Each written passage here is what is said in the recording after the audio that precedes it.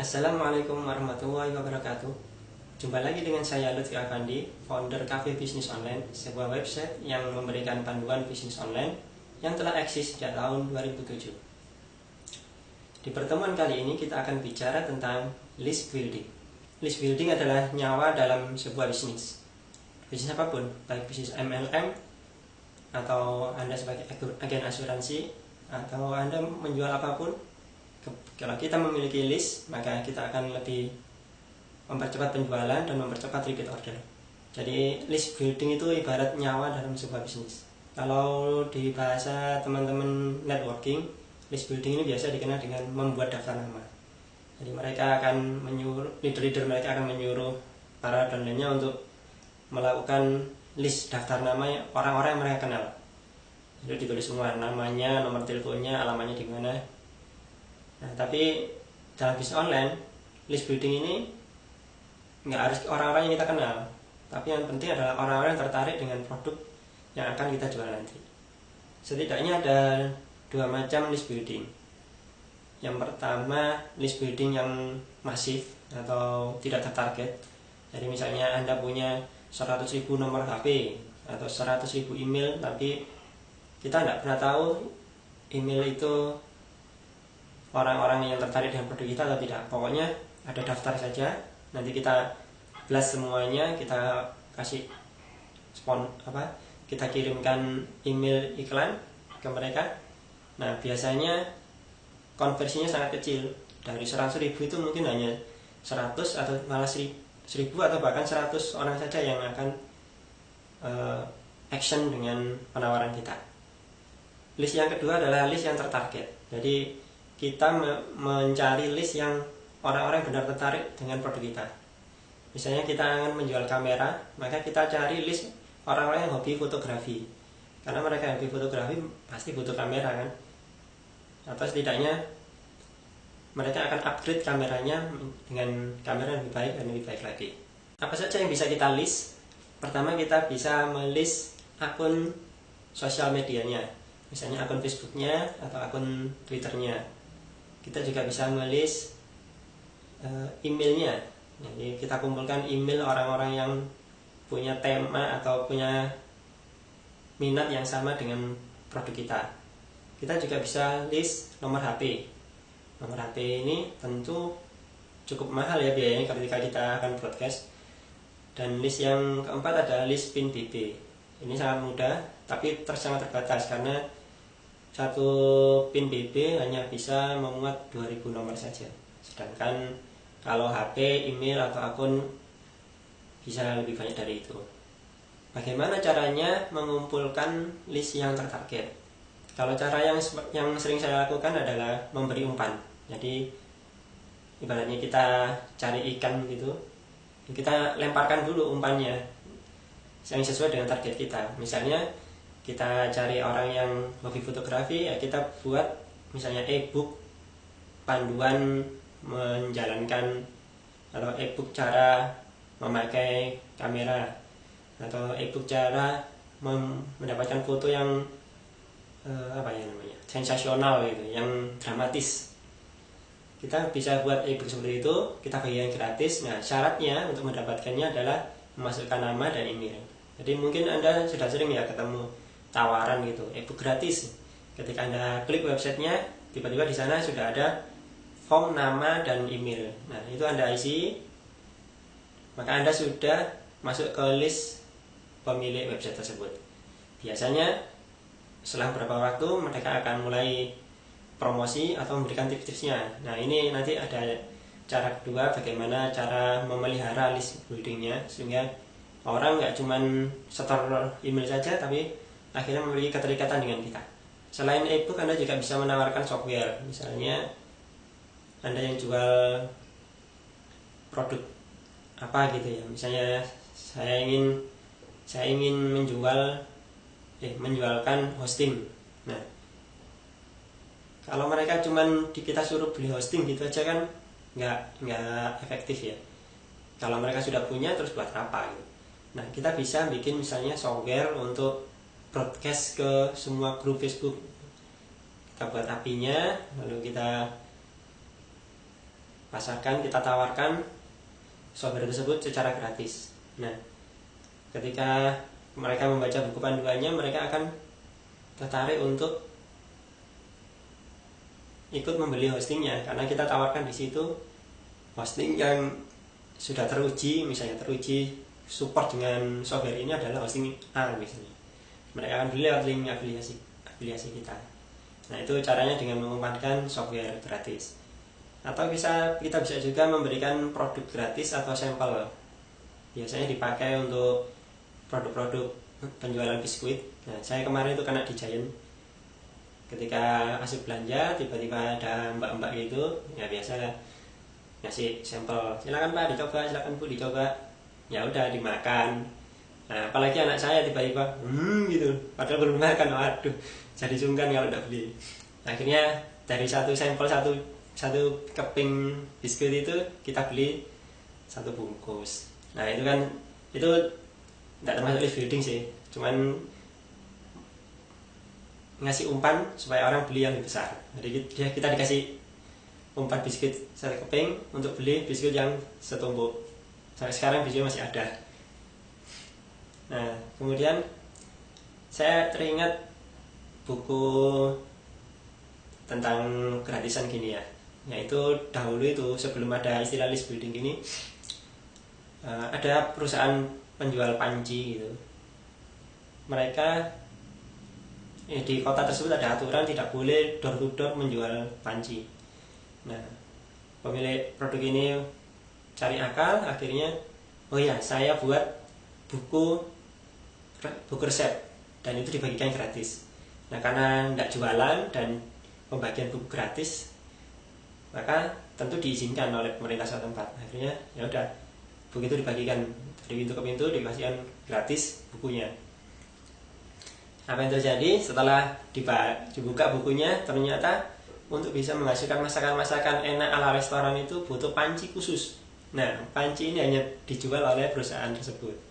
Akhirnya mau tidak mau, kalau ingin nyoba buku itu, yang mereka yang punya duit, akhirnya telepon, beli deh pancinya. Nah, itu kita umpankan buku. Nah, buku kan paling ongkos produksinya cuma 5.000 lah, paling mahal itu per buku. Malah nggak sampai, kadang cuma 1.000. Nah, pancinya sendiri bisa 100.000. Jadi untung beli, daripada harus promosi begini kan dan lain-lain, dengan cara itu bisa sangat mudah menjaring konsumen baru. Cara kedua untuk membangun list building adalah memanfaatkan orang-orang yang sudah membangun list terlebih dahulu. Biasanya masta-masta gitu kan, mereka punya ribuan email list. Nah, kita tawarkan aja, Mas, ini saya punya produk yang bisa ditawarkan ke member sampean. Nah, produknya ini di-download di sini. Ini link khusus buat Mas saja. Nah, e-booknya nanti seolah-olah punyanya Mas itu. Kita buatkan e-book sendiri atas nama beliau. Beliau yang nawarkan, masukkan listnya. Nah, kita yang dapat listnya. Bukunya beliau dapat namanya. Wah, saya membagikan e-book gratis ke member saya tanpa susah payah kan. Nah, itu caranya. Nah, nanti ke Mas Tabe juga gitu. Mas Tabe, saya kasih buku gratis, nanti covernya, buy-nya itu atas nama sampean. Nah, kita selipkan juga di situ. Nah, kita bisa ngasih kredit ke kita sendiri juga. Misalnya kredit ditulis bersama Lutfi dan Mas Ta'a, Lutfi dan Mas Tabe, Lutfi dan Mas Aceh, seperti itu. Atau kita bisa juga memberikan semacam reward berupa paper lead. Jadi setiap orang yang daftar ke subscribe ke kita beri Rp500 misalnya. Seperti yang saya lakukan dulu ketika pertama kali membangun Cafe Bisnis, saya tawarkan program paper lead. Jadi setiap yang daftar ke Cafe Bisnis, sponsornya itu dapat Rp500. Jadi kalau misalnya dapat 20 orang gitu, dapat 10.000, lumayan kan. Nah, dari situ saja saya dulu menyediakan dana sekitar 2 juta. Dan alhamdulillah sampai kapan pun sekarang harusnya itu uang itu sama sekali tidak keluar. Jadi dari free itu kemudian upgrade menjadi premium, Jadi misalnya kita dapat 100 orang gitu ya, yang 10 itu upgrade menjadi premium member. Jadi sudah berapa itu? Kalau 100 saja dana yang harus kita keluarkan kan misalnya cuma 50.000 ya. Sedangkan upgrade satu saja kita sudah untung banyak. Padahal waktu itu dari 100 itu mungkin sekitar 10 orang yang upgrade. Maka lumayan kan untungnya. Jadi menawarkan sesuatu yang gratis. Kita tawarkan program paper lead ke para master. Nah, waktu itu saya tidak menawarkan program gratis, jadi pokoknya jadi free member gitu, nanti masternya dapat komisi 500. Kalau mereka upgrade, mereka dapat lagi 40%. Nah, maka semangat itu para pemilik list untuk promosi. Ya alhamdulillah akhirnya benar-benar membengkak. Dari di awal-awal itu selama setahun saya hanya bisa dapatkan sekitar 1.000 atau 2.000 member. Kemudian di tahun ketiga itu saya coba pakai sistem ini, langsung 1 bulan bisa 10.000 sampai 20.000 member. Dan sekarang membernya sudah 80.000 tanpa PPL lagi, karena sudah mulai bergulir bola saljunya. Mungkin Anda bertanya bagaimana dengan mereka yang belum punya list, apakah tidak bisa mulai promosi produk-produk afiliasi gitu. Saya jawab masih bisa, walaupun mungkin kita butuh kerja keras ya, karena ya seperti saya ibaratkan di video yang terdahulu, yaitu kita seperti mancing di laut. Ya dapat ikannya, cuma lebih susah daripada mancing di kolam. Nah pertanyaannya, kalau kita mancing di laut terus dapat ikan, terus diapain? Langsung kita makan atau kita pelihara ikannya? Nah ini, kalau langsung kita makan, kita habiskan, selesai, besok kita mancing di laut lagi, itu kita makan lagi. Nah kalau saran saya, ketika kita promosi link afiliasi atau apa, pastikan satu hal, yaitu buat grup khusus misalnya di Facebook. Jadi mereka yang beli masukkan ke grup. Jadi itu akan membuat kita mengontrol siapa saja orang yang tertarik dengan iklan kita.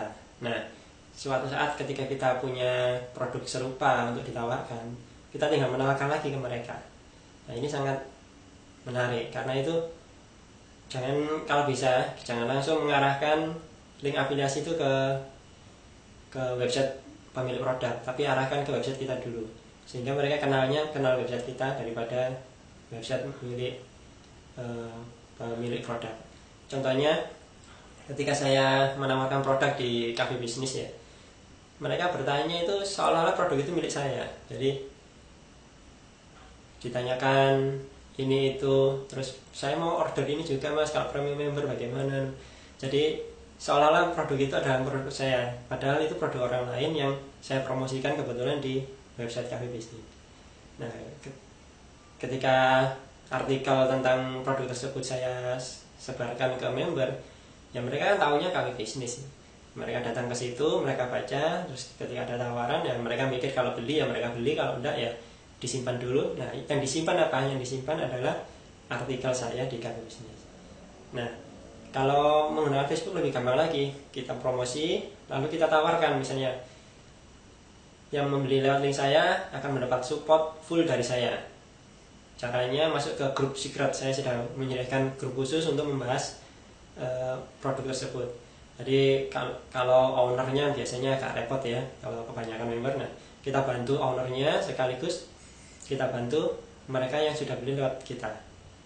Nah masalahnya di Indonesia ini, khususnya produk builder Indonesia, adalah hubungan dengan ownernya itu seringkali kurang harmonis. Jadi di websitenya tidak ada kontak, terus tidak ada forum khusus. Nah dengan kita memfasilitasi hal tersebut, maka kita akan tidak langsung membantu para member kita. Nah misalnya, jadi orang yang pernah beli dari kita, puas dengan layanan kita, mereka akan rekomendasi ke temannya. Oh kalau beli lewat linknya Pak ini aja, enak, kalau ada kesulitan nanti dibantu jawab. Kadang kan kita nggak ngerti ya produk yang kita pasarkan apa, kita mau beli juga nggak punya uang misalnya, jadi ini benar-benar nol gitu. udah buat grup khusus, tetap janjikan akan memberikan support. Nah, yang ketiga adalah dekati pemilik produknya, entah itu lewat akun Facebooknya, entah itu lewat email, pokoknya tanya-tanya, ngobrol tentang produk tersebut. Kalau ada yang tanya, kita tinggal forward aja, Pak ada yang tanya seperti ini gimana. Nah nanti beliau kan akan jawab, oh gini. Ya, itu disampaikan lagi ke member yang bersangkutan. Ya, perkenalannya juga jangan pura-pura saya sudah beli produknya dan gini padahal belum gitu.